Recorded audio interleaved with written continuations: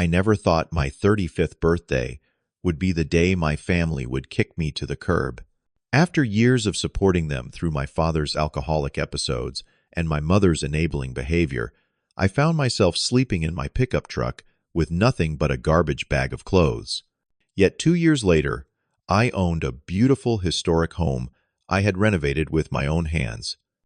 The real shock came when those same family members who abandoned me showed up with legal papers claiming my new house was a family asset. Before I tell you how my own blood tried to steal the home I built after they abandoned me, drop a comment letting me know where you are watching from. Hit subscribe if you have ever had to protect yourself from the people who should have protected you. Growing up in a middle-class neighborhood in Lansing, Michigan, was never the picturesque suburban experience it might have appeared to outsiders. Our two-story colonial, with the white picket fence, housed a complex web of dysfunction that shaped my entire understanding of family. My father, Arthur, worked as a real estate agent, maintaining a professional facade for clients while battling alcoholism behind closed doors. His mood swung wildly between charming conversationalist and rageful tyrant, with little warning between transitions. My mother, Diana, mastered the art of looking the other way. She filled her days with neighborhood committee meetings and church functions, crafting an illusion of normalcy while ignoring the chaos at home. When Dad would start drinking at 3 in the afternoon, she would simply retreat to another room, leaving us kids to navigate the unpredictable waters of his temper. Jackson, my younger brother, by 2 years, quickly learned how to become the golden child. He mirrored Dad in every way, from his interest in real estate to his habit of placing blame on others. Even as teenagers, I noticed how he carefully studied which behaviors earned Dad's rare approval, then replicated them with calculated precision. My sister Tara, the youngest at 4 years, my junior, developed a different survival strategy. She became a chameleon, always siding with whoever held power in any given moment. When Dad was in a good mood, she was his devoted daughter. When Mom took charge during Dad's worst binges, Tara became her perfect helper. She never developed a personality of her own, just reflections of what others wanted to see. Then there was me, Salvador, the oldest, and somehow always the responsible one. By 13, I was making dinner when Mom was too overwhelmed. By 15, I was the one making sure Tara got to her dance recitals when Dad was passed out and Mom was pretending everything was fine. School events, doctor appointments, grocery runs, these became my domain without anyone ever officially assigning me these roles. When I turned 16, I got my first job stocking shelves at a local hardware store. The owner, Mr. Patterson, was the first adult who ever truly saw me. "You are a hard worker, Salvador," he would tell me. "You should be focusing on school, not carrying everyone else." But those paychecks never went toward the things other teenagers bought. Instead, they helped cover the mortgage during months when Dad's commissions were thin due to benders that cost him clients. College became a distant dream, despite my excellent grades. The guidance counselor could not understand why I was not applying to the state universities that were recruiting me. How could I explain that? Leaving meant the entire family structure would collapse, that Tara would miss her senior year of high school because no one would drive her to school consistently, that the bills might not get paid. So I stayed. I took night classes at community college while working full-time construction jobs, learning everything I could about building. I discovered I had a natural talent for visualizing how structures fit together for problem-solving when projects hit unexpected complications. While my peers were enjoying campus life, I was becoming the family fixer, the one who patched everything from leaking roofs to bounced checks. By my late 20s, I had built a small but reliable business taking on renovation projects. I hired 2 employees and developed a reputation for quality work. Yet, I remained living at home now, under the guise of helping my aging parents with the mortgage, though I was essentially paying the entire thing, plus utilities. I told myself it made financial sense while I grew my business, but the truth was more complicated. Some part of me still hoped that my sacrifice would eventually be acknowledged, that my family would one day see me. The signs of trouble had been brewing for months before my 35th birthday. I overheard Jackson and Dad discussing how they needed more space, while sharing beers on the back porch. Mom began making strange comments about how I should start thinking about my future, as if I had been hibernating rather than supporting them all. Small possessions of mine started disappearing. My mail got accidentally opened, and the space I occupied in the house seemed to shrink as everyone else expanded their territory. Jackson, now working at our father's real estate agency, began dropping hints about how I was taking advantage of the family's situation by living at home, conveniently ignoring the fact that I paid nearly all household expenses. "Most guys your age have their own place." "Sal," he would say with that smirk that never reached his eyes. "Must be nice having Mom do your laundry still." The fact that I did my own laundry, plus often hers, was apparently irrelevant. Mom grew increasingly cold in the weeks leading up to my birthday. When I mentioned possibly taking the day off to do something special, her response was a cryptic, "We will see what the day brings." Looking back, the warning signs were flashing bright red, but I had become so accustomed to putting my family first that I missed the obvious setup. The day of my 35th birthday started normally enough. I left early for a job site where we were renovating a small office building downtown. I remember feeling oddly optimistic that morning, thinking maybe this would be the year my family might actually acknowledge my birthday with more than the usual mumbled good wishes. Maybe there would be a cake, or even just a card signed by everyone. When I returned home around 6, I was surprised to find everyone gathered in the living room. Dad sat in his recliner, Mom perched on the arm of the sofa with Jackson, and Tara positioned like sentinels on either side. Something about their formation sent a chill down my spine before a word was even spoken.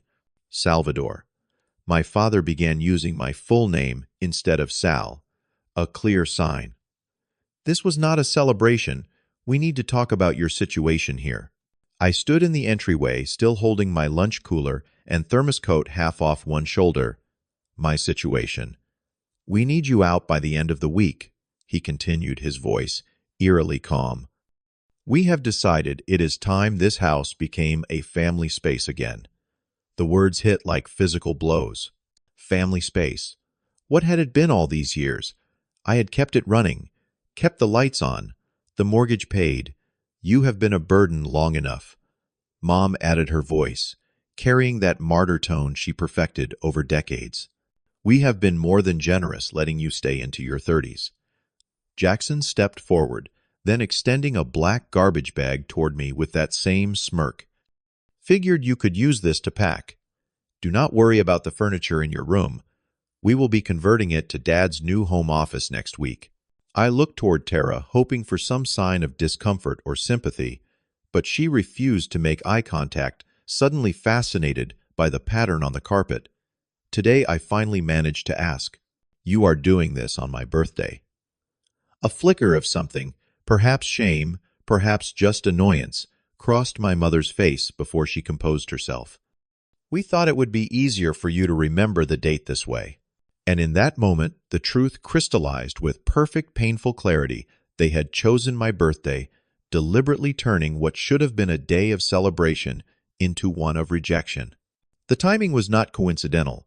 It was calculated cruelty designed to maximize impact. I do not remember much about the next hour, just the mechanical motions of walking to my room, stuffing clothes into the garbage bag, grabbing essential documents, and loading everything into my truck. No one helped. No one spoke. When I carried the last load past the living room, they were already discussing how to rearrange the furniture once I was gone. The first few weeks after my family kicked me out were a blur of survival mode and disbelief. I found myself sleeping in my pickup truck, parked at different construction sites where we had ongoing projects. I would arrive before any of my employees, pretending I was just getting an early start, and leave last, claiming to have paperwork to finish. The cab of that Ford F-150 became my bedroom closet and occasionally my office when I needed to review blueprints by flashlight. My morning routine involved driving to a local gym where I had quickly purchased a membership. There, I would shower, shave, and change into clean work clothes, all while avoiding eye contact with other early morning patrons. I kept a small cooler in my truck with basic groceries, sandwich supplies, protein bars, and bottled water. Dinner usually came from whatever fast food place was still open after I finished work. The strangest part was maintaining the facade of normalcy during the day. I continued meeting clients, supervising projects, and managing my two employees, Carlos and Devin, without letting on that I had nowhere to go when the workday ended. I wore the same confident smile during client presentations and maintained the same firm handshake while inside I was hollowed out by my family's betrayal.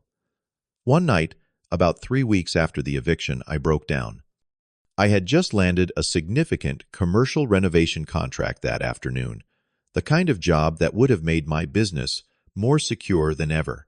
After shaking hands with the client, a restaurant owner expanding to a second location, I drove to a quiet spot overlooking the river. As the sun set over the water, the contradiction between my professional success and personal devastation became too much to contain. I punched the steering wheel until my knuckles bled, then sobbed until I had no tears left. The silence afterward was profound, a strange emptiness that somehow felt like the beginning of something new rather than just an ending. Small acts of kindness from unexpected sources kept me going during those dark weeks. Mrs. Harmon, an elderly client whose kitchen we had renovated the previous year, insisted I stay for dinner after stopping by to fix a cabinet door that had come loose. She packed leftovers for me without asking questions about why a successful contractor looked so hungry. The barista at my regular coffee shop started adding extra breakfast sandwiches to my order, waving away my attempts to pay for them.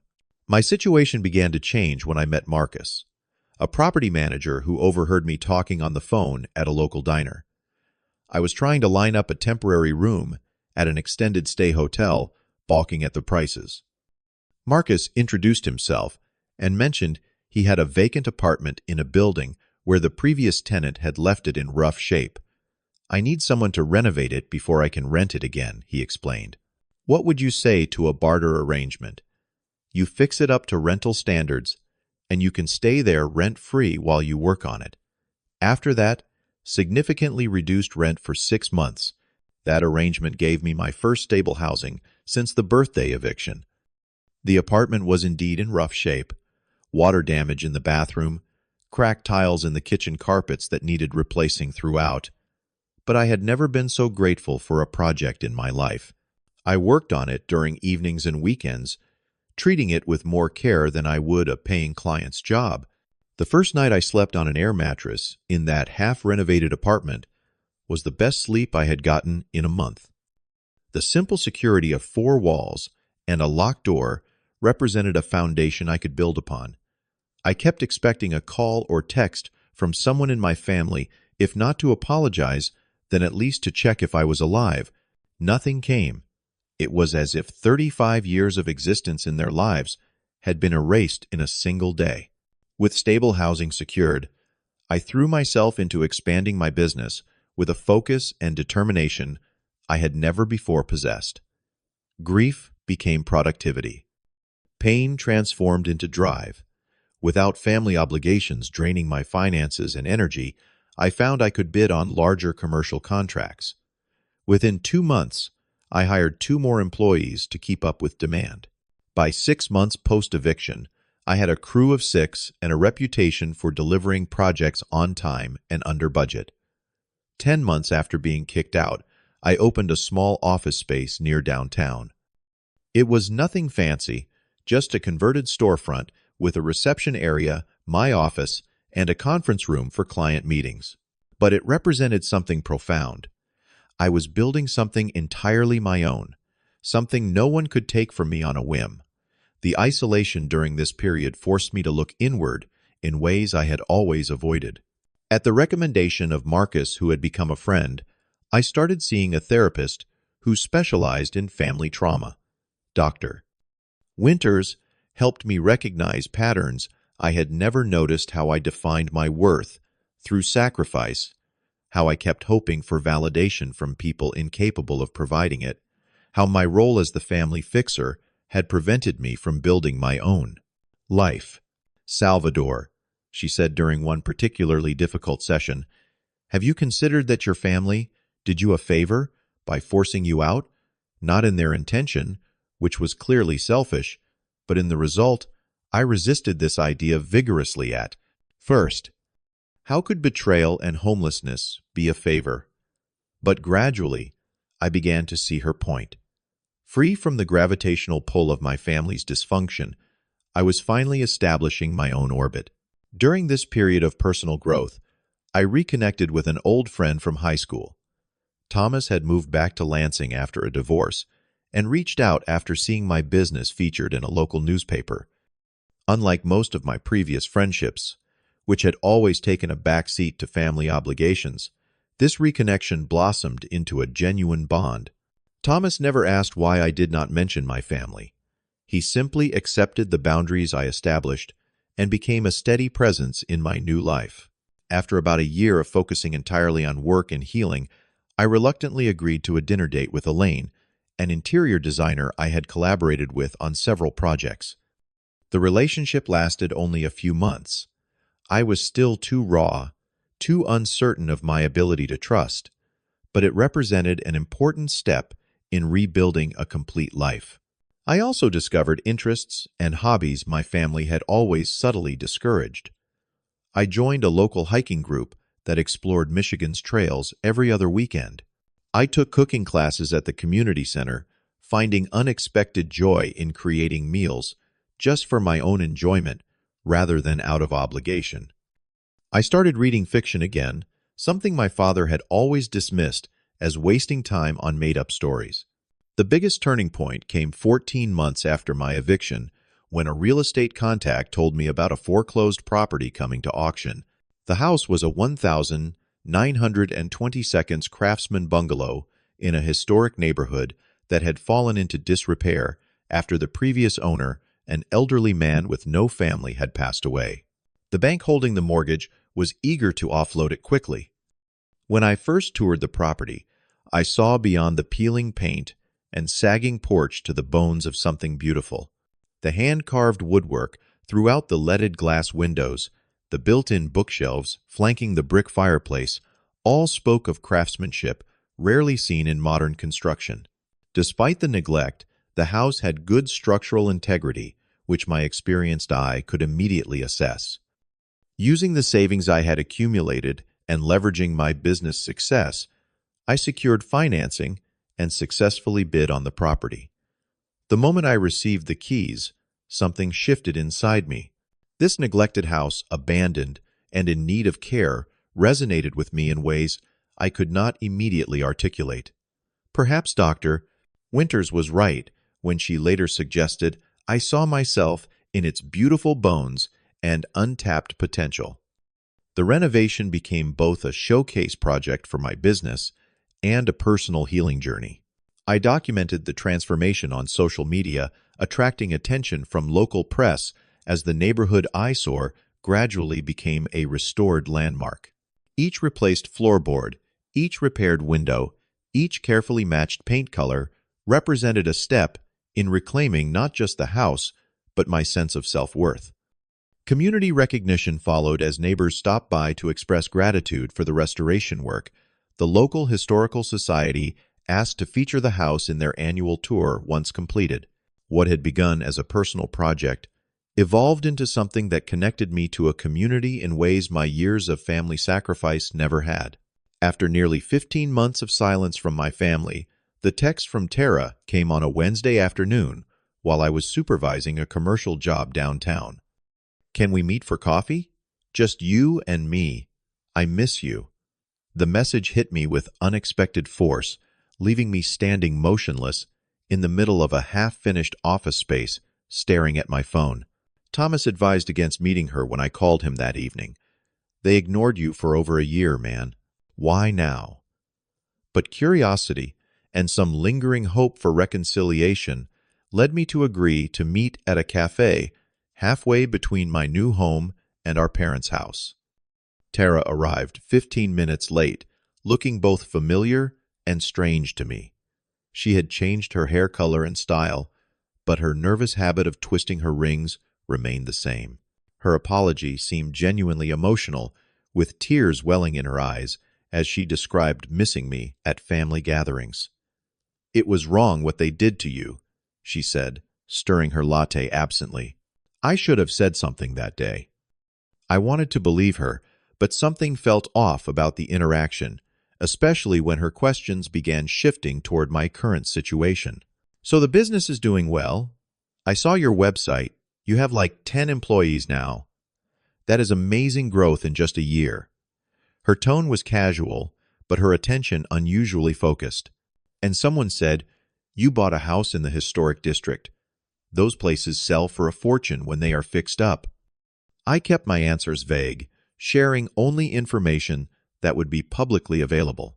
When she directly asked for a small loan to help with her car repair, claiming she did not want to ask our parents the real purpose of the reunion, became clearer.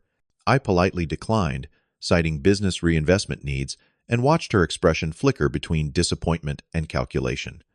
That coffee meeting triggered a series of escalating family intrusions. The following week, I noticed our father's sedan driving slowly past my job sites. My business social media accounts suddenly had views from profiles connected to extended family members. Jackson showed up unannounced at a restaurant renovation, claiming he just happened to be showing a property nearby and thought he would check in on little brother. His transparent assessment of my operation, counting employees, noting equipment, asking pointed questions about my client list, left me feeling violated. "Dad and Mom ask about you all the time," he said with artificial casualness. Dad's business has been struggling since his health issues started. That was the first I had heard of any health problems. A fact Jackson seemed to realize belatedly quickly, backpedaling with, "Oh, I thought Tara would have mentioned it." Nothing serious, just stress-related stuff after losing some major listings. 2 days after Jackson's visit, my mother called, her voice tearful, as she described my father's high blood pressure and insomnia. "The doctor says it is the stress of the business downturn," she explained skillfully, avoiding any mention of his drinking, which I doubted had improved. "We have had to take out a second mortgage just to keep afloat." The subtext became increasingly clear. With each contact, the family that had discarded me was now struggling financially and had noticed my rising success. The pressure to help family in hard times increased with each interaction, delivered with emotional manipulation, wrapped in selective memory of our shared past. "Remember how your father paid for your first work truck?" My mother reminded me conveniently, forgetting that I had repaid that loan 3 times over in mortgage payments and household expenses. These interactions took a toll on my mental health. Nightmares about being homeless returned. I installed additional security at both my office and home after finding Jackson's business card tucked into my front door one evening. Thomas and my employees noticed my increasing tension with Carlos, finally asking if I was in some kind of trouble after I jumped at a door closing unexpectedly. The situation came to a head during the housewarming gathering I hosted after completing major renovations on my craftsman home. I had invited friends, employees, clients, and neighbors, about 30 people who had become my chosen family over the past 18 months. The evening was in full swing, with guests admiring the restored woodwork and updated kitchen, when an unexpected knock came at the front door. Opening it revealed my entire family, father, mother, Jackson, and Tara, standing on my porch, with expressions ranging from false cheer to barely concealed assessment. "Surprise, my mother!" exclaimed, embracing me stiffly before I could process what was happening. "We could not miss your housewarming. What a lovely neighborhood." Shock and ingrained politeness prevented me from turning them away in front of my guests. They entered like invaders, My father's eyes immediately cataloging every upgrade and restoration feature with the calculating gaze of a realtor assessing value. You could get north of $500,000 for this place if you listed it today, he commented, within minutes of entering, not bothering to disguise his purpose. The market for restored historics is red hot right now. While my mother wandered through rooms openly photographing features on her phone under the guise of admiring the craftsmanship, Jackson cornered me in the kitchen, a manila folder in hand, and that familiar smirk on his face. "We need to talk business, Salvador," he said, dropping his voice, despite the party noise. "Dad and I have been reviewing the family situation, and we have some concerns about your recent acquisitions." I stepped back, creating distance between us. "This property, your expanded business assets, all of which developed from the foundation our family provided." He tapped the folder against his palm. "Legally speaking, there is a strong case to be made that these are family assets, not solely yours." The audacity of the claim momentarily robbed me of speech. Jackson seized the opportunity to continue opening the folder to reveal what appeared to be legal documents. "We have consulted with an attorney who specializes in family business law," he continued. "Your business was started while living in the family home, using connections Dad provided through his real estate work with tools initially purchased with family funds. That creates what is legally termed joint interest in the resulting assets." He slid the document toward me, pointing to highlighted sections. "We are not looking to create problems for you, Salvador. We simply want what is fair, a recognition of the family's contribution to your success." My father appeared at Jackson's shoulder, adding, "We are prepared to handle this quietly, son.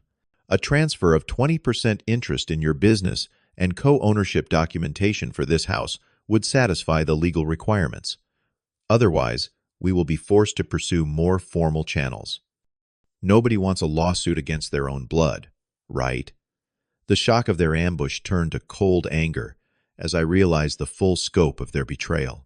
This wasn't just opportunism, it was a calculated plan they had developed over time, probably beginning when they first noticed my business thriving without them. "You kicked me out with a garbage bag," I said, my voice sounding strangely calm, even to my own ears, "on my birthday, after I paid your mortgage for years. And now you want to claim ownership of what I built after you threw me away." My mother stepped into the kitchen, then placing a hand on my arm. "Salvador, do not be dramatic. We simply asked for space in our own home. And after all we did for you, raising you, supporting your little hobby business until it grew. Family helps family." Something snapped inside me at her revisionist history. The kitchen suddenly felt too small, too warm. I was vaguely aware of party guests glancing curiously toward our tense grouping. Tara hovered at the periphery, her discomfort evident as she witnessed the confrontation she had helped orchestrate. "I need all of you to leave my home. Now." My hands were shaking, but my voice remained steady. My father's face darkened. "This is not how a son speaks to his parents. We raised you better than this." "You raised me to fix your problems and pay your bills," I corrected him. "And when I had served my purpose, you discarded me without a second thought. Now that I have built something valuable without you, you want to claim ownership. That is not happening." Jackson stepped closer, using his slight height advantage in an attempt at intimidation. "The courts might see things differently. We have documented evidence of family investment in your early business activities." "I have documented evidence too," I countered. "Every mortgage payment I made while you were drinking away your commissions, Dad. Every family bill I covered while living in your house. And I have security camera footage of you entering my property without permission last week, Jackson."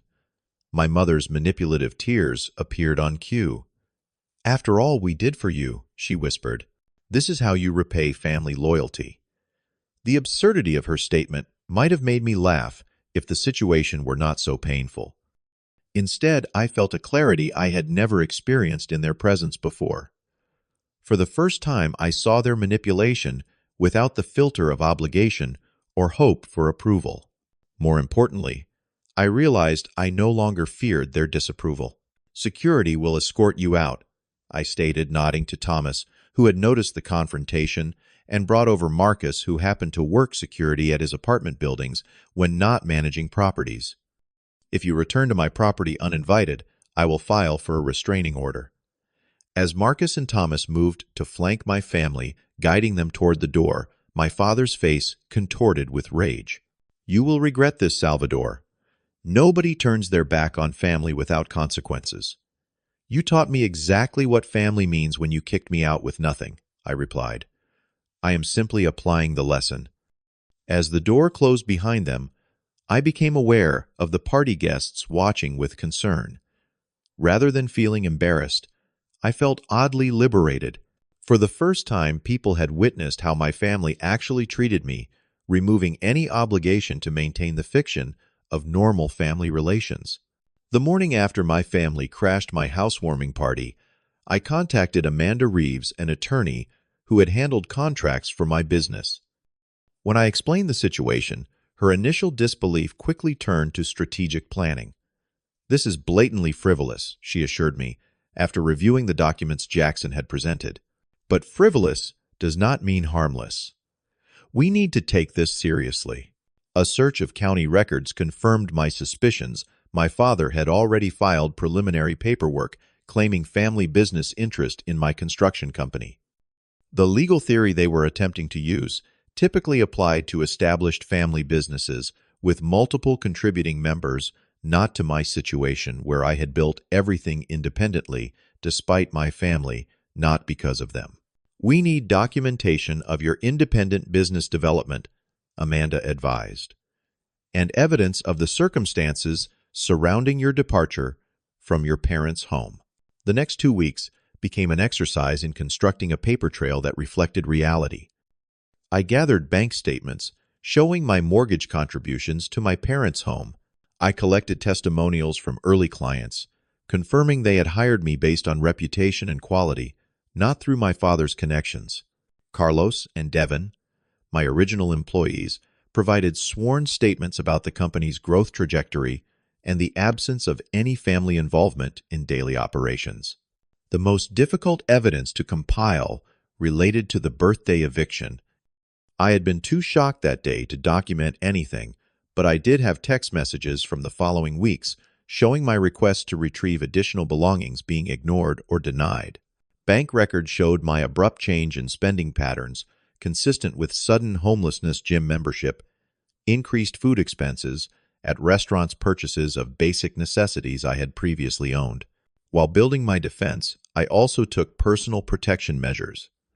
I installed an expanded security system at both home and office, complete with cameras covering all entry points. I briefed my employees about the situation without sharing emotional details, simply instructing them not to share business information with my family members. Thomas and a few other close friends created an informal schedule, ensuring someone regularly drove by my property when I traveled for business. My new girlfriend, Nadia, whom I had met through a client project 3 months earlier, proved unexpectedly supportive. Having experienced family estrangement herself, she understood the complexity of emotions I was navigating. Your family is counting on your shame keeping this quiet, she observed. They never expected you to fight back publicly. She was right. I gathered bank statements showing my mortgage contributions to my parents' home. I collected testimonials from early clients, confirming they had hired me based on reputation and quality, not through my father's connections. Carlos and Devin, my original employees, provided sworn statements about the company's growth trajectory and the absence of any family involvement in daily operations. The most difficult evidence to compile related to the birthday eviction. Under questioning, my father's justifications for claiming ownership in my business devolved into vague references to parental guidance and family connections without specific examples. When pressed about the circumstances of my departure from the family home, his testimony grew increasingly inconsistent. We simply asked for adult independence from our son, he claimed, avoiding mention of the garbage bag or birthday timing. My mother, when called to testify, initially attempted to present herself as the wounded maternal figure, but Amanda's methodical questioning eventually led to a revealing exchange. Mrs. Reyes, did you ask your son to leave your home on his 35th birthday? Specifically, we chose a date he would remember easily. My mother responded, not realizing how damning the admission sounded. And did you provide any notice? Before this date, we had been hinting for months that it was time for him to find his own place. Hints, not clear communication. And did you acknowledge it was his birthday when asking him to leave? The pause stretched uncomfortably before she answered. We had more pressing concerns than a birthday cake. Jackson's testimony collapsed under scrutiny of his claims about family investment in my business. When asked to produce evidence of financial contributions beyond the used truck I had fully repaid, he resorted to claiming intangible contributions like business knowledge osmosis from growing up with a realtor father. The judge, an older woman with piercing eyes and little patience for evasion, saw through the transparent attempt at exploitation. Her ruling was decisive and unambiguous. The court finds no merit whatsoever in the plaintiff's claim of business interest or property rights, she stated her tone, making clear her opinion of the case. Furthermore, the court finds this action to be a transparent attempt to capitalize on the defendant's success after explicitly severing family ties. The claim is dismissed with prejudice, and the defendant's counterclaim for harassment is granted. A no-contact order will be issued for a period of 1 year. I maintained silent dignity throughout the proceedings, neither celebrating the victory nor engaging with my family's angry whispers as they left the courtroom. The legal victory was clear, but emotionally the experience left me with complex feelings. Relief mingled with grief for the family relationship I would never have. Vindication coexisted with sadness that it had come to this at all. In the months following the court case, I focused on processing these mixed emotions with Dr. Winter's help. A legal victory does not automatically heal emotional wounds, she reminded me during one session. Give yourself permission to mourn the family you deserved, but never had. Healing came gradually through deepening connections with my chosen family. Thomas remained a steadfast friend, often bringing his kids to Sunday cookouts at my house. My employees became more than just people who worked for me. We celebrated business milestones and personal achievements together. Nadia's steady presence helped me learn to trust again her understanding of family trauma, making her uniquely capable of supporting my healing journey. Community involvement became another source of restoration. I started a mentorship program for young people interested in construction trades with special attention to those from difficult home situations. The Historic Neighborhood Association elected me to their board, where I helped develop restoration guidelines that balanced preservation with affordable housing needs. These connections rooted me in something larger than my individual success story. 1 year after the court case, my life had transformed in ways I never could have imagined on that birthday when I was kicked out with nothing. My business had grown to 15 employees with a solid reputation throughout Michigan. My restored craftsman home truly felt like a sanctuary filled with friends and chosen family for regular gatherings. Occasional unwelcome contact attempts from my family, usually when they needed something, were now easily managed with firm boundaries and the legal protections in place. The most meaningful development came unexpectedly when Nadia and I got engaged after a sunset proposal on Lake Michigan. Having someone who fully accepted my past while focusing on our future gave me a foundation of trust I had never experienced in my family of origin. Together we began planning, not just a wedding, but a shared vision that included establishing a scholarship program for young people, dealing with family estrangement. Looking back on my journey from abandoned son to self-made man, I realized the most important thing I had built wasn't my business or even my beautifully restored home. It was the knowledge that I could survive the worst betrayal and still create a life filled with genuine connection and purpose. The people who had thrown me away had unintentionally set me free. The deepest lesson I learned through everything was that family has very little to do with blood and everything to do with who stands beside you when the world turns cold. The people who choose to stay, who see you at your worst, and still believe in your best, they are your true family, whether you share DNA or not. Have you ever had to rebuild your life after someone you trusted betrayed you? Drop a comment below sharing how you found strength after betrayal. Your story might be exactly what someone else needs to hear today. If this story resonated with you, please hit like and subscribe to support more content about overcoming family trauma and building resilience. Remember, sometimes the family you create is more valuable than the one you were born into. Thank you for listening to my journey, and I hope it helps someone feel less alone in theirs.